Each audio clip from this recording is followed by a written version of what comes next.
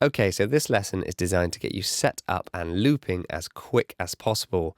Now, there are so many amazing features inside Loopy Pro, and understanding them is really important. But if you're new to Loopy and you just want to get looping so that you can start to enjoy the process, then that is what this video is for. Many features I'm going to be skipping over. I'm only going to cover the essentials to get you looping quickly. I'm going to show you how to set up an acoustic guitar channel, electric guitar channel, a vocal channel, and then use a MIDI setup to control audio instruments. So let's jump right in. This is the typical blank template that you are faced with when you start a new default template inside Loopy Pro. A quick bit of navigation in the top left hand corner here is where you have your options to create a new project, save or export your project. We have the start the main clock along the top here, an undo and redo button just to the left. You have some record settings. I'm recording the session right now so that you can hear me. We have metronome options, and then you've got various settings at the top here. Down in the bottom left hand corner, you have a mixer. You can toggle this open. We're going to look at this in a little while. You have the arrangement window, but we're not going to take a look at that today. And then along the bottom here, this is showing two plugins that I've already loaded up on my microphone. You can completely ignore those for now. Now, this main central area is what's called the canvas. And you can see as default, it comes with a bunch of loops here. If I press on one of them, 1, 2, 1, 2, 1, 2, 1, 2. You'll see that it starts recording and plays back that loop, but I'll explain all of this in detail in a moment. Now, to make sure that we don't get confused, I always like to start by going up to clip settings and then clicking restore defaults. Now, this is really important to do. You may have already got this app, started mucking around with all the different settings, and if you're not careful, you may end up in a position where you're not able to understand why things are behaving a certain way. So I always think it's a good idea to restore to defaults as just a good habit. And then I want to start with a completely blank canvas so that you understand how things work. If you head to this pencil icon in the bottom left hand corner and you press it, you can go into what's known as the canvas editor mode. Now, all of these loops, I'm going to highlight them all and click delete, because we want a blank canvas. Now, we're going to come back to the actual loops in a moment. The first thing I want to talk about is setting up your various inputs. Now, you can adjust this to whatever instrumentation you are using, but I'm going to start with an acoustic guitar to give you an idea. So if we head over to the mixer icon once again, now in the bottom right hand corner, there is a little plus icon. And this is where you have your options to add different sources. Now, we're going to be looking at a hardware input. That's physical inputs into your audio interface. In my case, I'm using a Babyface Pro audio interface. And my guitar is going to be on channel 3, but you need to select what is relevant to you and your audio interface. By the way, this channel on the left-hand side is the vocal channel that you are listening to right now. You can ignore this. I've just had to set this up so that you can hear me talk you through this lesson. But here you can see we have created our channel using input 3. One of the first things I like to do is just get organized and name that channel. So I'm just going to put acoustic. So now we know this channel is the acoustic guitar. Now you can load up a whole host of different plugins and effects, and you should definitely experiment with this. But I'm going to just show you my typical kind of process. I would head for some kind of high pass filter, and then I would be setting the cutoff around sort of 60 to 70 hertz because I don't want that real low end on my acoustic guitar. But again, this is my personal preference. If it turns out that you have any boxiness on your acoustic guitar, you might want to use an EQ instead of this high pass, and then you would be able to cut out some of those mid frequencies if it's sounding a bit boxy, etc. But you can experiment with that. I then like to add a compressor, and the compressor of choice that I always like to use is FabFilter's Pro C2, which I've just had really good results with in the past. Be aware that this is a paid app. Now, just plugging my acoustic guitar in, I also decided to add a tuner app in my chain. This is a free tuner from Nembrini Audio, just so that I can get things sounding nice. Going back to the compressor, I'm not going to get too advanced here. I'm just going to roll back the threshold. So some of the spikes from the acoustic are not going to find their way through if I start to strum too loudly. So we've got quite a nice clean acoustic coming into Loopy Pro.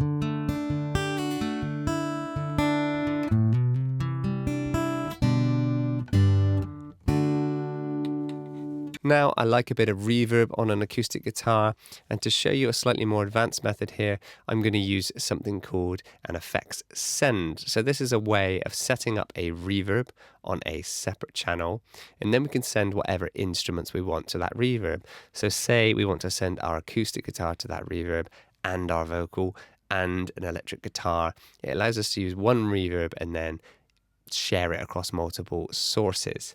So if I go down this channel here and go to sends, there's a little plus icon just above the main fader, and I'm going to create a new bus. Now on that bus, under effects, I'm going to add a reverb. Now you can use the built-in reverb, or you can download a third-party app. I'm going to try out this Shimmer from Blease Audio, and I'm just going to use the default settings. So let's play an E major and then dial up the send, which is this A here. Look, we can roll that up and have a little listen. You can hear that shimmer in the background. I'll turn it right up so we can really hear it.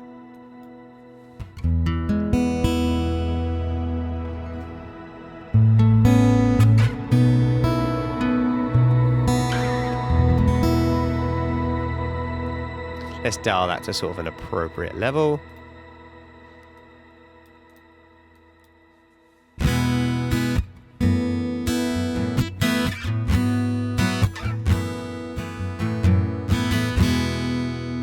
So that's a nice acoustic setup and ready to use when we start looping. Let's now move on to an electric guitar example. So I'm going to mute the acoustic channel and then unplug. So my electric guitar is now plugged in, and we're going to repeat this same step. We're going to go down to this plus icon in the bottom right hand corner, add hardware input, and I've actually plugged the guitar into the exact same input that I had before. So I can create as many channels as I want using the same input and then just mute the ones I'm not using. So let's select input number 3, where I've got this electric guitar plugged in, and just check we've got some audio coming in. Now it's important to note, you're going to want to take care in how much volume your preamps are going to your different sources so that things balance out. We can start to talk about gain staging later on in this series, but for now I just want you to try and make sure that you're getting enough volume coming in without it clipping. So the natural sound of an electric guitar is obviously a little bit flat, a little bit dull, and a little bit not very inspiring. So we're going to use an amp simulator, a plugin, to bring this thing to life. So let's go under effects pre-fader. And in one of the previous videos, I've talked about some free plugin options. Primo at the time of recording was free. Hopefully it still is. If not, there are some other free options out there, but I'm going to use Primo just for demonstration here. If I open Primo, we now have this lovely interface available to play electric guitar. And already, even just this nice clean tone is more usable. Now the guitar is a little bit out of tune as well.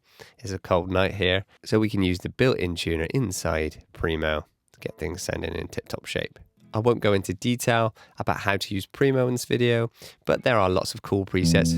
We could use this nice bluesy preset.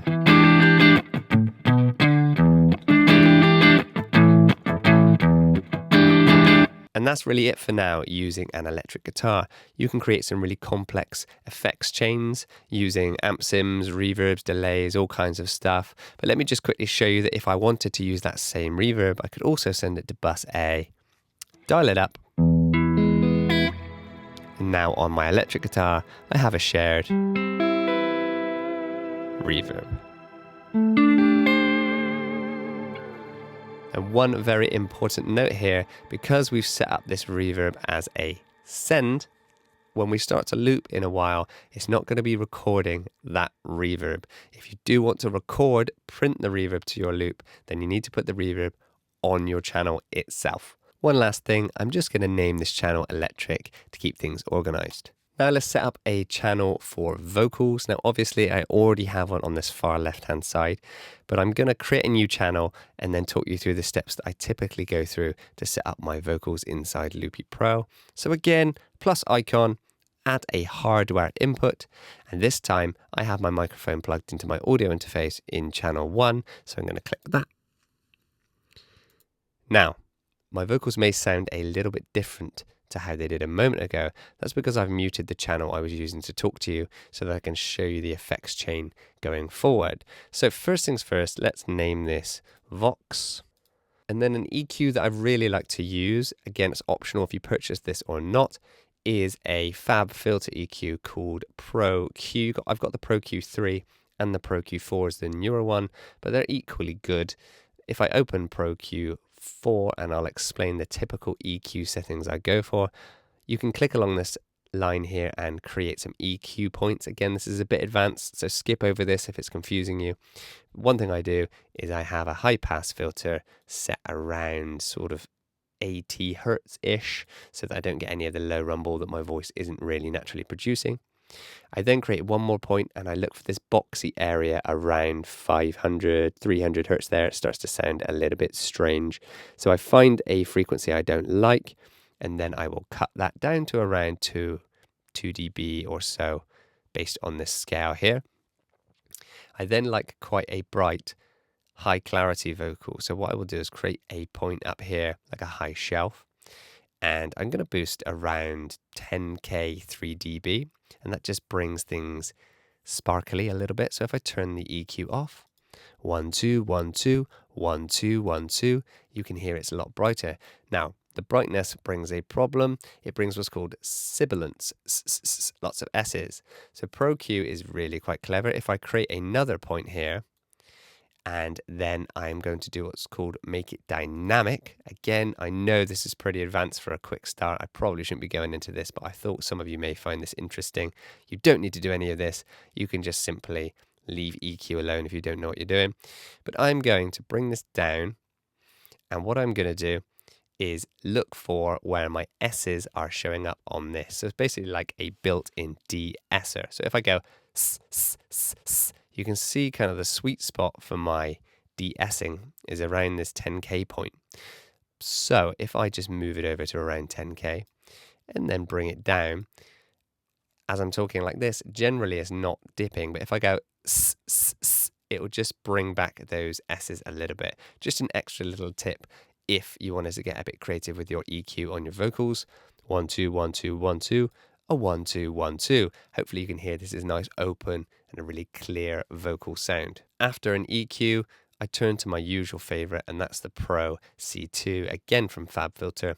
The reason I am comfortable using these is because I purchased the pack from them a while ago, and I've used them enough to know them. I think that's the key thing. It doesn't really matter what plugin suite you use or plugins. It's just important that you learn to understand them and learn how they work. So on the Pro C2, I always just opt for this vocal preset called Punchy Vocals. 1 2 1 2, and this just sort of livens things up. It softens down some of the spikes, etc, etc. EQ and compressing can be quite fancy, so we'll leave that for another time. But now we've got this nice sounding vocal, and again, if we want a little bit of reverb, we can do so using that send. So we've got acoustic guitar, electric guitar, and vocal set up. One more thing to show you now is not a hardware input, but this is where you're going to be using software instruments, synthesizers, synths for bass, drum machines, all kinds of stuff where we're using plugins and not real instruments out here in the real world. So let's go down to the plus icon, and what we're going to do is add MIDI, and we're going to do this option here, which is new to Loopy 2.0. And if I press keyboard, we have this keyboard option now. When I press, you can see it on screen. So I can press any of these keys and it's going to generate MIDI. Now, if you've got a MIDI keyboard, of course, you can plug that in as well. I do actually have one here, but I'm assuming not everybody has one at this point. So I'm just going to show you how to use it using Loopy Pro's built-in functions. Now, we've got the keyboard, but it's not sending that MIDI anywhere. So we need to go back to the plus icon, and we're going to add an audio unit instrument. Now, this is where you're going to get your options for different synths and different drum machines, etc. that you've got installed on your iPad. Now, earlier in this course, we talked about the Blease monolith, and that's something we installed. So I'm going to use that one for this example. Once you click that, it gives you the option for which MIDI source you're going to use. Now, we're going to use this keyboard here because of course we've already set it up. And now this just means along the keyboard, anytime I press one of these keys, it's a little bit loud, so let's just roll that back. We are getting the notes from Bliss Monolith. So if I play on screen, you get a really nice bass synth sound into Loopy Pro. Okay, so there's our examples. We've looked at acoustic guitar, electric guitar, vocals, and a software instrument track using Bliss Monolith. Now let's turn to actually looping and creating loops and having fun. So back to our canvas. At the moment, it's completely blank. Let's go to this pencil icon here and create our first loop. Now, along the bottom here, you've got all of these different widgets. We'll talk about all of these and their functionality later. For now, we're just going over on the far left-hand side to click an audio loop, the most typical loop you can have. Let's close the canvas editor and take a look at our first loop here. Now, a little bit of information I think is really important. This lesson is going to assume you're not trying to set up a foot controller or anything fancy like that yet. If you were to do so, I'd be suggesting some different settings when it comes to clip settings and record settings. I'm going to assume that you're going to be starting and stopping recording using the screen and your hands for now because you're just exploring Loopy Pro. Later in the course, I'm going to give you all of the different options to do with foot switches or different hybrid approaches that can work. But at the moment, if I was just to press this loop, it will start recording when I release my finger, and then when I press it again, it will start playing that loop back. As you can hear, it was going to be my spoken word. Now, let's set up a tempo. That way, we can have a really clever system inside Loopy Pro where it's going to quantize our start and stop of the loop, meaning it's going to make sure the loop always starts very much in time and we don't get a bit confused. So to demonstrate this, I'm going to go up into this towards the right hand corner. There are these three little dots at the moment. We haven't got a tempo set. And what we're going to do is just select 100 BPM. Let's just say we want to do a track at 100 BPM. Later on, we can set up widgets to change the tempo. There's so much amazing stuff in Loopy Pro. But for now, we're keeping it simple. Let's just set 100 BPM. And then we're going to just start recording 2-bar loops. So you can see I've selected 2 bars here. Now, we want to set a metronome in our headphones or our speakers to play along to. So you can click on that same selection here and you can click the metronome. If you also want it to flash, you press this button here. If I press play, the metronome is now in my headphones, but you won't be able to hear it on the recording. You can see that flash as well. I don't really like the flash. It puts me off a little bit, so I'm going to turn that off, but that's up to you. Now, the really cool thing here, if I press this loop once the clock is going and I press play, it will start recording to the next closest bar perfectly. It would then record 2 bars because that's what we set up. And then it will immediately count out those 2 bars when we are finished. Let me demonstrate. I'll press play.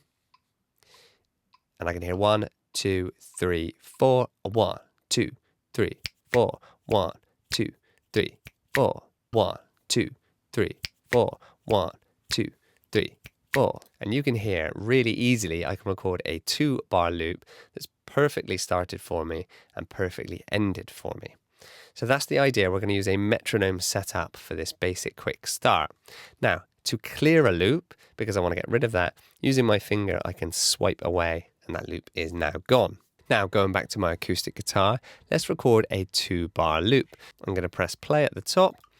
The metronome is now going in my headphones. I'm going to press this loop and it will count me in. You'll see it on screen in 1, 2, 3, 4.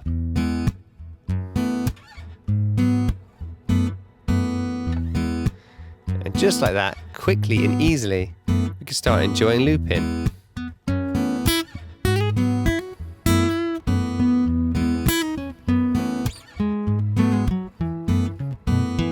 If we want to then overdub on top of that, it's really easy. As it's playing back with 2 fingers, I can just tap and it will start to overdub. So let's record a little line on top. I'm going to press play and then let's arm overdub.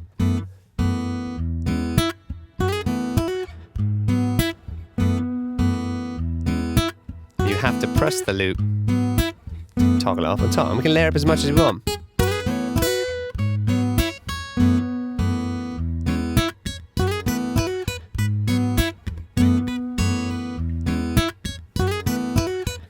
So there we have a loop, and it's a 2-bar loop, and it's really fun. You can just start looping on top, right? Now you might be asking, well, I know this is a basic lesson and I just want to start looping. Yes, you can change your loop lengths. So say we actually wanted that to be a 1-bar loop. We can change it to 1 bar. 1, 2, 3, 4. 1, 2, 3, 4. Just like that, we can create a 1-bar loop. But if you wanted to change all the time how long the loop is, you could go up here into clip settings. Under recording settings, there is a setting called auto count out, and that means it will automatically count you out to the length of the bar that you chose using those clock settings a moment ago. So say I wanted to record like an 8-bar phrase or something. If I start recording, it will not stop until I tell it to. So let's give you an example.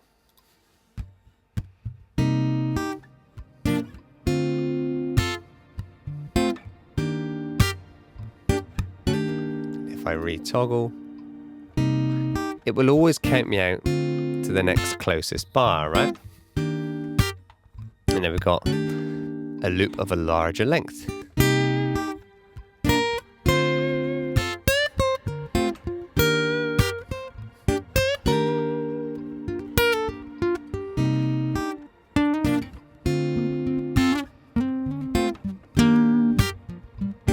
So it's pretty flexible. You can decide how long the bar length is, or you can have auto count out turned off, and you can do it that way.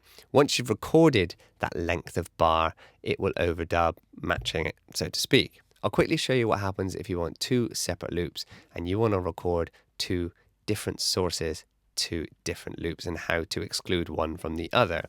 So let's go back to the pencil icon. Let's create another loop and drag it over to the right hand side. Now they're both the same orange color and we want to target loops using color. So we're going to go to this second icon across and we're going to choose any color we like other than the orange color that is selected, and I'm going to turn this one into this lime green color. Now, just as a very basic example, I want to assume you want to record your acoustic guitar to the orange loop and your vocals to the green loop. You never want your vocals being recorded to the orange loop, and you never want the guitar parts being recorded to the green loop. To do that, you need to jump back into the mixer, and that's where this destination section comes up, and you can see these different colors here.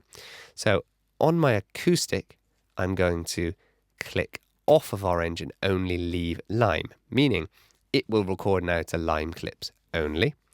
And then for vocals, we want the opposite of that. So we're going to say orange only and not lime. Now, if we record on this green loop, which should only record guitar, and I talk to you, it shouldn't let those vocals come through. Let's give that a go. 1, 2, 1, 2. You can't hear my vocals on that loop.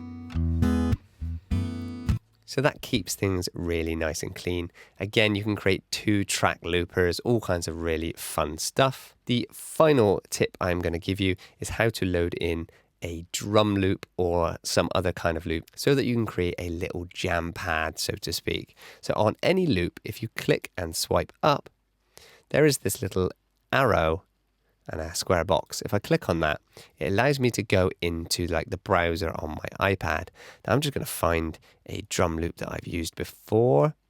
This is a drum loop from a friend of mine called Miguel Andrews, Mig's drummer. You can go find his Bandcamp. He's got some amazing drum loop sample packs. And I'm going to click import into this loop. Now if I press play and arm that loop, we can have a listen to his drum loop.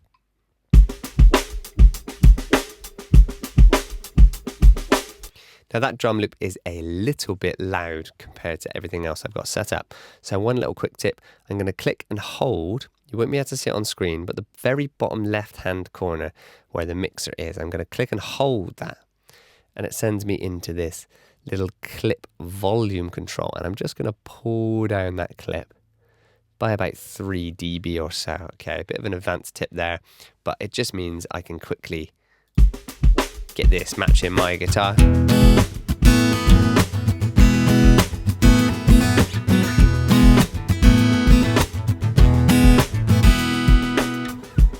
So let's record some guitar into this green clip here, using the drums as our inspiration.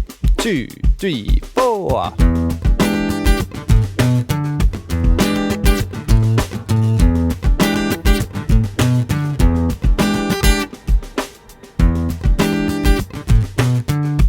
And just like that, we're having some fun, right?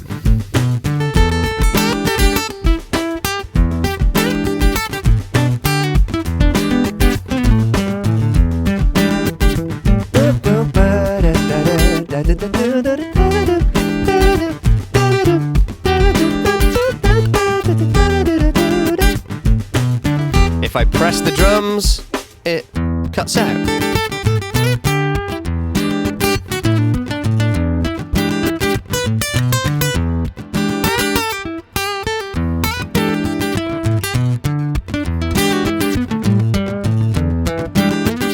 I can bring it back in if I tap it again. Here we go now.